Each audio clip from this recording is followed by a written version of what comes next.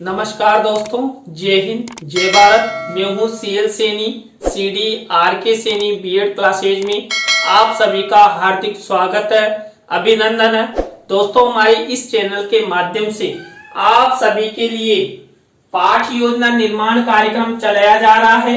इस पाठ योजना निर्माण कार्यक्रम के तहत आप द्वारा जो भी हमारे इस हेल्पलाइन नंबर पर लेसन प्लान के टॉपिक सेंड किए जाते हैं, उन पर लेसन प्लान बनाए जाते हैं। दोस्तों, आज की लाइव क्लास के अंतर्गत हिंदी गद्य पाठ योजना क्रमांक 30 के अंतर्गत लेखक धीरंजन मालवीय द्वारा रचित वैज्ञानिक चेतना के वाहक चंद्रशेखर वेंकट रामन, ये हमारे वैज्ञानिक हैं। इन पर आपको एक लेसन प्लान बनाना बताएंगे कि किस तरह आप वैज्ञानिक चेतना के वाहक चंद्रशेखर वेंकट रामन महोदय पर लेसन प्लान बना सकते हैं, किस तरह के प्रस्तावना के प्रश्न आपको बनाने हैं, किस तरह आपको उद्देश्य कथन करना है, किस तरह आपको बोध प्रश्न बनाने, किस तरह विचार विश्लेषणात्मक प्रश्न बनाने, किस तरह सारांश कथन करना है, इन सब के बारे में इस क्लास में आपको बताया जाएगा। तो आप सब बने रहें हमारे साथ, हमारे इस चैनल के साथ। दोस्तों, आप इस टॉपिक पर फाइनल लेसन भी दे सकते हैं, बहुत अच्छा टॉपिक है। तो इसलिए मेरे कहने से आप जब भी आपका फाइनल लेसन हो तो इस टॉपिक को जरूर चुने।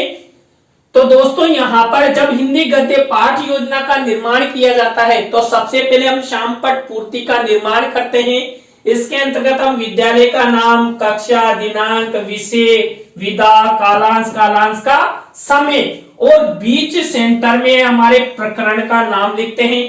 प्रकरण को अंडरलाइन करते हैं और इन्वर्टेड कॉमास में बंद करते हैं। दोस्तों, श्यामपट्ट पूर्ति के बाद हम क्या करते हैं? श्यामपट्ट पूर्ति के बाद हम उद्देश्य, विशिष्टीकरण और अपेक्षित व्यवहारगत परिवर्तन बनाते हैं। दोस्तों, यहाँ पर मुख्य रूप से हम हमारे उद्देश्य और हमारे मुख्य प्रकरण का ध्यान रखते हुए ही ये विशिष्टीकरण और ये अपेक्षित व्यवहारगत परिवर्तन बनाते हैं। तो दोस्तों, यहाँ पर हिंदी गद्य पाठ योजना में पहला उद्देश्य बनाया जाता है ज्ञानात्मक। अब यहाँ पर ज्ञानात्मक उद्देश्य से रिलेटेड 1 से 2 विशिष्टीकरण और 2 से 3 अपेक्षित व्यवहारगत परिवर्तन बनाया जाता है। इसी तरह दोस्तों, आपको आपकी दैनिक पाठ योजना डायरी में जो अवबोधात्मक उद्देश्य है, इस अवबोधात्मक उद्देश्य से रिलेटेड ये 1 से 2 विशिष्टीकरण और 2 से 3 अपेक्षित व्यवहारगत परिवर्तन आपको बनाना है। इसी तरह जो 3rd नंबर का उद्देश्य है अभिव्यक्त्यात्मक, इस उद्देश्य से रिलेटेड ये 1 से 2 विशिष्टीकरण और 2 से 3 अपेक्षित व्यवहारगत परिवर्तन आपको बनाना है। इसी तरह आपको आपकी दैनिक पाठ योजना डायरी में कौशलात्मक उद्देश्य से रिलेटेड ये 1 से 2 विशिष्टीकरण और 2 से 3 अपेक्षित व्यवहारगत परिवर्तन बनाना है। दोस्तों, इसी तरह आपको अभिरुच्यात्मक उद्देश्य से रिलेटेड ये 1 से 2 विशिष्टीकरण और 2 से 3 अपेक्षित व्यवहारगत परिवर्तन बनाना है। इसी तरह दोस्तों, आपको अभिवृत्त्यात्मक उद्देश्य से रिलेटेड ये 1 से 2 विशिष्टीकरण और 2 से 3 अपेक्षित व्यवहारगत परिवर्तन बनाना है। दोस्तों, आपको इस तरह हिंदी गद्य पाठ योजना में ये उद्देश्य, विशिष्टीकरण और अपेक्षित व्यवहारगत परिवर्तन का फॉर्मेट बनाना है। इसके बाद आपको कक्षा शिक्षण सहायक सामग्री का फॉर्मेट बनाना है। कक्षा शिक्षण सहायक सामग्री 2 प्रकार की होती है, सामान्य और विशिष्ट। दोस्तों, सामान्य शिक्षण सहायक सामग्री तो हमें रेडीमेड मार्केट में मिल जाती है, लेकिन जो विशिष्ट शिक्षण सहायक सामग्री होती है उसका निर्माण हमारे द्वारा किया जाता है। इस विशिष्ट शिक्षण सहायक सामग्री के अंतर्गत हम चार्ट, चित्र, मॉडल, प्रतिकृति आदि का निर्माण करते हैं। दोस्तों, यहाँ पर वैज्ञानिक चेतना के वाहक चंद्रशेखर वेंकट रामन महोदय पाठ पर आधारित हम चार्ट और चित्र का प्रयोग करेंगे। यहाँ पर कक्षा शिक्षण सहायक सामग्री के कॉलम के बाद आपको पूर्व ज्ञान का कॉलम बनाना है। तो दोस्तों आपको यहां तक की प्रक्रिया, यहां तक के फॉर्मेट अच्छे से बनाना है दोस्तों। इसके बाद हमारी मुख्य पाठ योजना शुरू होती है। हमारी मुख्य पाठ योजना का पहला शिक्षण बिंदु, पहला सोपान, पहला चरण होता है प्रस्तावना। दोस्तों इस प्रस्तावना को हम उत्प्रेरणात्मक उपक्रम भी कहते हैं। दोस्तों यहाँ पर प्रस्तावना शिक्षण बिंदु के अंतर्गत हम 3 से 5 प्रस्तावना के प्रश्न बनाते हैं। अंतिम प्रश्न समस्यात्मक होता है। यहाँ पर प्रश्नों में तारतम्यता, जिग जैग आदि का ध्यान रखा जाता है। उत्तरों से ही प्रश्न बनाया जाता है और जो हमारा शिक्षण सूत्र सरल से कठिन की ओर, इस पर आधारित प्रश्न बनाए जाते हैं। जो भी प्रश्न यहाँ पर बनाए जाएंगे, इन प्रश्नों के उत्तर छात्र छात्रा आसानी से दे सके, ये विशेष आपको ध्यान रखना है। छात्र छात्राओं के पूर्व ज्ञान पर आधारित हो, सरल हो, संक्षिप्त हो। दोस्तों यहाँ पर मैंने वैज्ञानिक चेतना के वाहक चंद्रशेखर वेंकट रमन महोदय पर प्रस्तावना के प्रश्न कैसे बनाए। पहला प्रश्न यहाँ पर देखिए, जनसंख्या की दृष्टि से विश्व में प्रथम स्थान पर कौन सा देश है? तो चीन। अब इसी चीन से हमारा नेक्स्ट प्रश्न बनेगा, चीन के बाद विश्व में जनसंख्या की दृष्टि से द्वितीय स्थान पर कौन सा देश है? तो भारत। अब इसी भारत से हमारा नेक्स्ट प्रश्न बनेगा, भारत के दक्षिणी 4 राज्यों के नाम बताइए। तो केरल, कर्नाटक, तमिलनाडु, आंध्र प्रदेश। अब इसी उत्तर से हमारा नेक्स्ट प्रश्न बनेगा। तो यहाँ पर नेक्स्ट प्रश्न है, तमिलनाडु राज्य में जन्म लेने वाले एक विश्व प्रसिद्ध भौतिक वैज्ञानिक का नाम बताइए। तो हमारे तमिलनाडु राज्य में जो विश्व प्रसिद्ध भौतिक वैज्ञानिक है, उनका नाम है वैज्ञानिक चंद्रशेखर वेंकट रमन।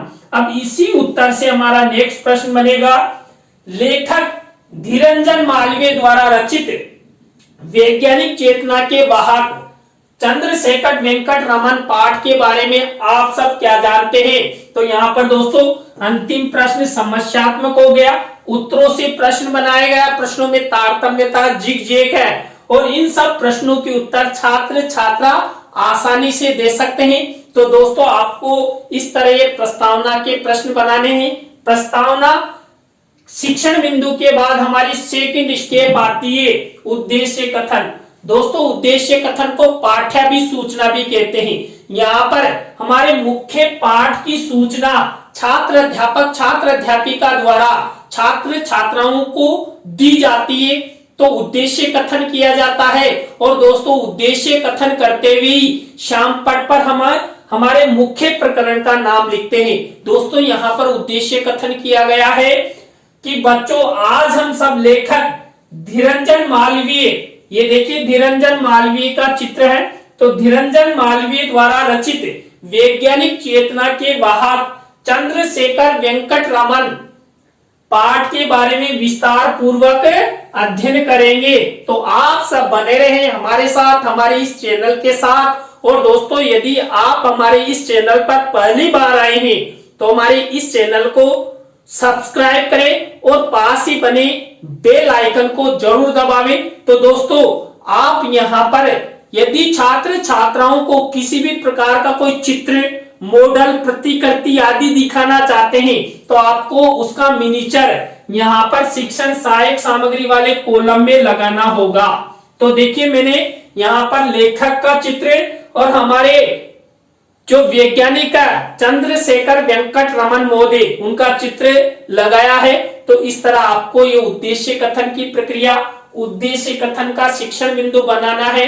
इसी तरह हमारा जो 3rd नंबर का शिक्षण बिंदु होता है पाठ प्रस्तुतिकरण। देखिए दोस्तों इस पाठ प्रस्तुतिकरण के अंतर्गत जो छात्र अध्यापक छात्र अध्यापिका होते हैं, ये छात्र छात्राओं को जो हमारा मुख्य प्रकरण है, मुख्य पाठ है, इसकी पाठ्य पुस्तक में पृष्ठ संख्या खोलने के लिए यहाँ पर निर्देशित किया जाता है और छात्र छात्रा निर्देशित पुस्तक में पाठ की पृष्ठ संख्या खोलकर देखते हैं। तो दोस्तों आपको यहाँ तक की प्रक्रिया यानी कि प्रस्तावना, उद्देश्य कथन और पाठ प्रस्तुतिकरण की स्टेप अच्छे से बनानी है, जिससे छात्र छात्रा आपके पाठ के प्रति रुचि उत्पन्न हो उनमें और सक्रिय होए, जिससे वो अच्छे ज्ञान की प्राप्ति वो आपके पाठ के माध्यम से कर सके। इसके बाद दोस्तों 4th नंबर की हमारी स्टेप यानी 4th नंबर का शिक्षण बिंदु आता है आदर्श वाचन। दोस्तों आदर्श वाचन किया जाता है छात्र अध्यापक छात्र अध्यापिका द्वारा। किसका? जो विषय वस्तु हमने हमारे इस मुख्य प्रकरण में लिए उसकी विषय वस्तु का आदर्श वाचन यहां पर किया जाता है। दोस्तों आपको इस शिक्षण बिंदु में एक विशेष कार्य करना है। वो कौन सा? आपको शिक्षण सहायक सामग्री के कॉलम में क्या करना है, जितनी विषय वस्तु आप इस पाठ में ले रहे हैं उतनी विषय वस्तु आपको ऐसे रंगीन मिनीचर पर लिखकर फोल्ड करके यहाँ पर चस्पा कर देनी है। अब दोस्तों मैंने भी यहाँ पर वैज्ञानिक चेतना के वाहक चंद्रशेखर वेंकट रमन पाठ की विषय वस्तु इस मिनीचर में लगाई। आपको दिखाई नहीं दे रहा है ना? ये 2.5 लाख रुपए का पेन आपको इस पाठ की विषय वस्तु दिखाएगा। तो देखिए भाई शुरू हो जाए, 2.5 लाख रुपए का पेन, इतना जादू का पेन है, ये विषय वस्तु दिखाता है। तो देखिए वैज्ञानिक चेतना के वाहक चंद्रशेखर वेंकट रमन पाठ की विषय वस्तु आपको दिखाई दे रही है। दोस्तों मैंने पूरी पाठ की विषय वस्तु एक साथ नहीं लिए, केवल ये 2 या 3 चैप्टर लिए हैं। पूरे पाठ को हम 3 या 4 पाठ योजनाओं के माध्यम से पढ़ाएंगे। तो यहाँ पर इतनी सी विषय वस्तु लिए आप स्क्रीनशॉट ले लीजिए।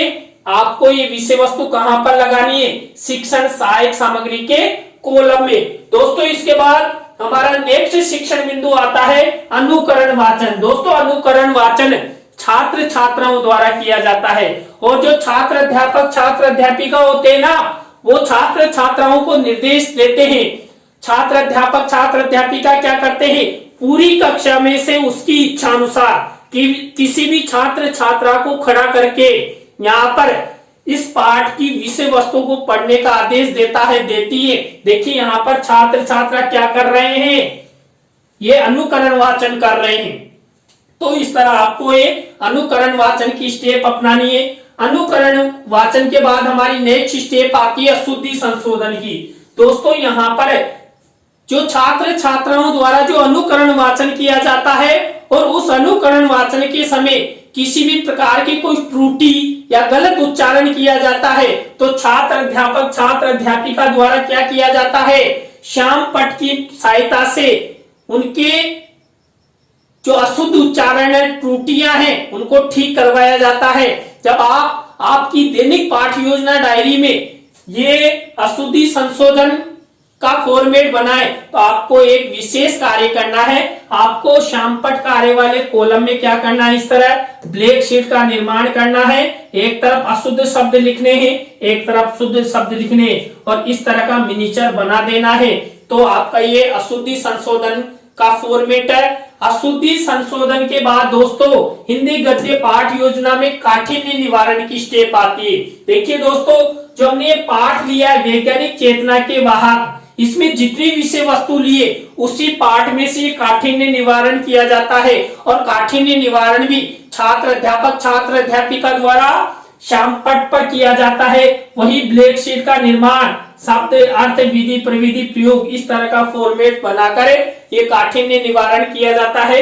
तो दोस्तों आपको छात्र छात्राओं के ज्ञान वर्धन हेतु वो शब्दों का अधिक से अधिक ज्ञान उनको मिले, इस हेतु आपको काठिन्य निवारण अपनाना और अच्छे से अपनाना है। तो दोस्तों इसके बाद हमारी नेक्स्ट स्टेप आती है सारांश कथन की। अब यहाँ पर सारांश कथन किसका किया जाएगा? जो हमने विषय वस्तु लिए। अब यहाँ पर वैज्ञानिक चेतना के वाहक चंद्रशेखर वेंकट रमन पाठ का सारांश यहाँ पर किया जाएगा। यहाँ पर भी एक विशेष कार्य आपको करना है। शिक्षण सहायक सामग्री के कॉलम में क्या करना है? इस तरह वही सारांश कथन या पाठ के सारांश का मिनीचर आपको लगाना है। तो मैंने भी वही पाठ का सारांश लिखा है, ऊपर लिख दिया वैज्ञानिक चेतना के वाहक चंद्रशेखर वेंकट रमन पाठ का सारांश। अब पाठ का सारांश फिर दिखाई नहीं दे रहा ना आपको, तो दोस्तों मेरे 2.5 लाख रुपए का पेन आपको पाठ का सारांश दिखाएगा। तो शुरू हो जा भाई, जल्दी से बच्चों को पाठ का सारांश दिखा।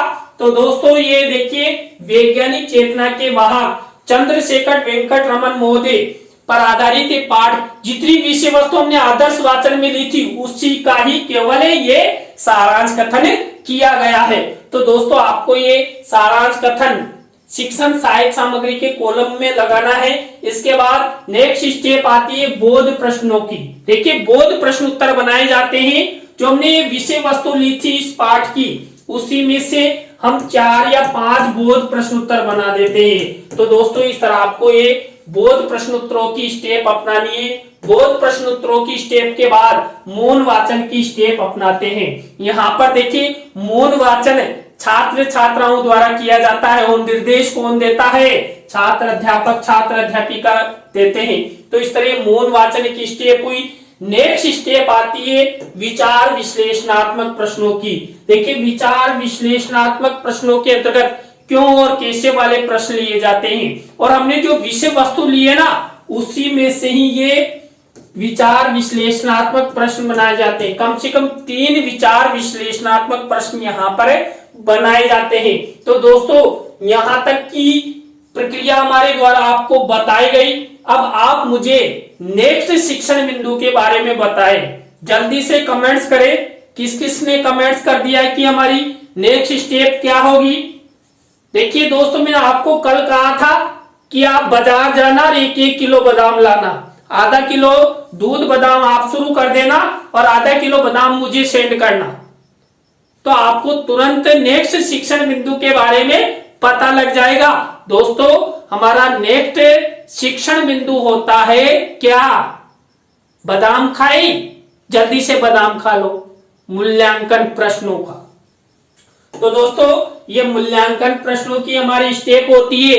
यहां पर हम 3 तरह के प्रश्न बनाते हैं। वस्तुनिष्ठ प्रश्न, रिक्त स्थानों से रिलेटेड, सत्य असत्य से रिलेटेड, या लघुत्रात्मक अति लघुत्रात्मक से रिलेटेड। सब में 2-2 प्रश्न है। और जब आपकी दैनिक पाठ योजना डायरी में ये लेसन का निर्माण करें तो आपको वही ब्लैक शीट का निर्माण करना है और ब्लैक शीट के मिनीचर पर ये प्रश्न सिल्वर कलर के पेन से लिखना है। दोस्तों इसके बाद हमारी नेक्स्ट स्टेप आती है गृह कार्य की। दोस्तों यहाँ पर छात्र छात्राओं के लेखन कौशल के विकास हेतु आपको होमवर्क का क्वेश्चंस छात्र छात्राओं को देना है। यहाँ पर क्या किया जाता है, वही श्यामपट्ट कार्य वाले कॉलम में ब्लैक शीट का निर्माण और इस मिनीचर पर इस तरह सिल्वर कलर के पेन से हम ये गृह कार्य का प्रश्न लिख देते हैं। तो दोस्तों आज की लाइव क्लास में हमने हिंदी गद्य पाठ योजना क्रमांक 30 के अंतर्गत वैज्ञानिक चेतना के वाहक चंद्रशेखर वेंकट रमन महोदय पर आपको पाठ योजना का निर्माण करना बताया। आज की पाठ योजना की लाइव क्लास आपको कैसी लगी कमेंट्स में हमें जरूर बताएं। अच्छी लगी हो तो लाइक करें, कमेंट्स करें और शेयर जरूर करें। दोस्तों देखिए मेरे द्वारा जो मेहनत की जा रही है ना उसका परिणाम भी आप देंगे और परिणाम अच्छा आएगा तो मुझे मनोबल मिलेगा और आपके लिए और अधिक में मेहनत करने का विचार मेरे मन में आएगा। तो दोस्तों आज के लिए बस इतना ही। न्यू लेसन प्लान की लाइव क्लास के साथ हम आपसे फिर मिलेंगे CDRK सैनी बीएड क्लासेज पर। जय हिंद, जय भारत, राम राम साहब।